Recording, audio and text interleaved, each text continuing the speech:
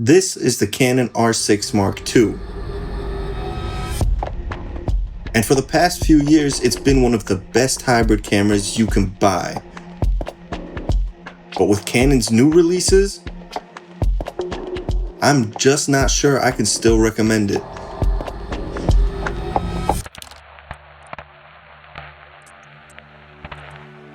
I've had the R6 Mark II for a few years now.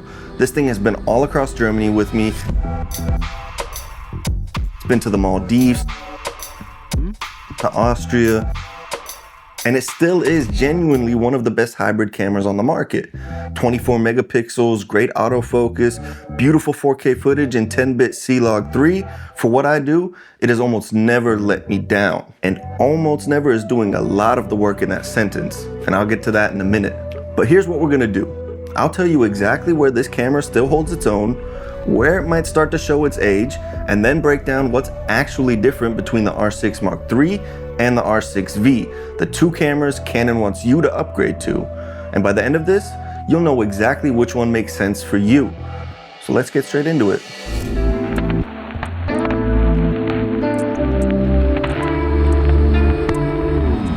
So let's start with what this camera still absolutely nails. The 24.2 megapixel full frame sensor gives you more than enough resolution for cropping, printing, and anything you're posting online. And with burst speeds up to 40 frames a second on the electronic shutter, plus pre-capture up to 30 frames a second before you even press the button, you're not missing shots, trust me. The autofocus is still one of the best in the game, nearly 5,000 AF points, subject detection for people, animals, birds, vehicles, and then pair it with an RF lens and this camera locks on and stays on. The IBIS is still phenomenal. It gives you up to 8 stops when paired with an image stabilized lens, and I've pulled handheld footage in conditions that really should not have looked that clean. And on the video side is where the R6 Mark II really earns its money. You're getting 4K oversampled from 6K, 4K 60, and even 1080p at 180 frames per second for slow motion. All in 10-bit C-Log 3, up to 12 stops of dynamic range, zebras and false colors built right in, and 2 base ISOs at 800 and 3200. And if you hook it up to a compatible external monitor, you can even record up to 6K RAW. So nobody is gonna be looking at your footage and telling you you should have upgraded. The camera is not the problem, but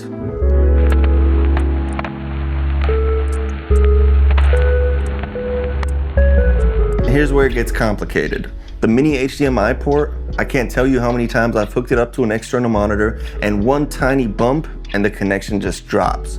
Full-size HDMI on the newer models would have saved me more than once. It sounds like a small thing, but trust me, it's not. It gets so annoying. And then there was the fatal error 70. I was shooting an engagement and video was literally the whole reason I was there. And right in the middle of it, my R6 just dies on me. No video, nothing. And I left that shoot feeling like a complete idiot. Now it doesn't happen to everybody, but it did happen to me. And it's the kind of thing that makes you start paying attention to what else is out there.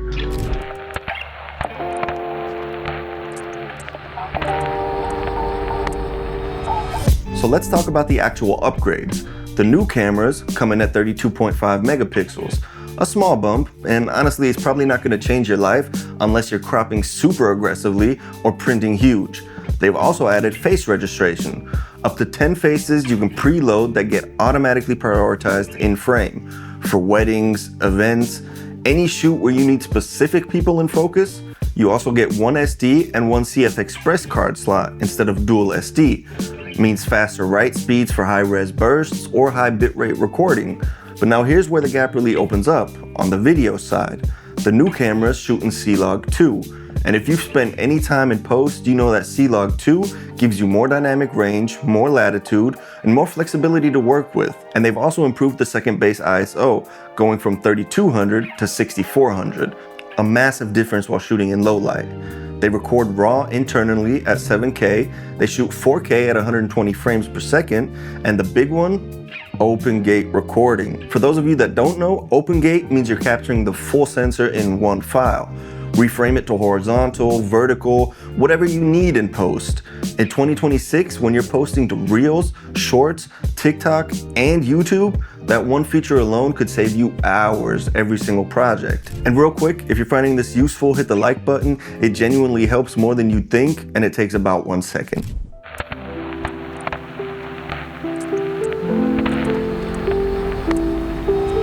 So now you're probably wondering, both cameras share the same sensor and most of the specs are the same. So what's the actual difference between the R6 Mark III and the R6V? And honestly, it's less than you'd expect. The R6 Mark III is the traditional body you already know. Electronic viewfinder, a mechanical shutter, better flash support if you're shooting events or weddings or anything where flash sync matters. That camera's gonna be for you. The R6V is a different kind of body. Boxy, cinema style build. Think Canon C50 or Sony's FX line. No electronic viewfinder, but you get a built-in cooling system for extended recording. Tally lights, a front-facing record button, a zoom rocker by the shutter, and a mounting point on the side for vertical shooting. Canon built this one with video front and center. The R6 Mark III is technically the better photography body, but when you dig into what that actually really means, it just comes down to better flash support, the mechanical shutter, and the EVF, and that's pretty much it. Now, I don't shoot flash photography. I rarely use my EVF, so for me, saving a few $100 on getting the cinema style body of the R6V, that's an easy call. And I'm not gonna lie, I just love the way it looks, that whole boxy cinema style. But here's how to figure out which one is right for you.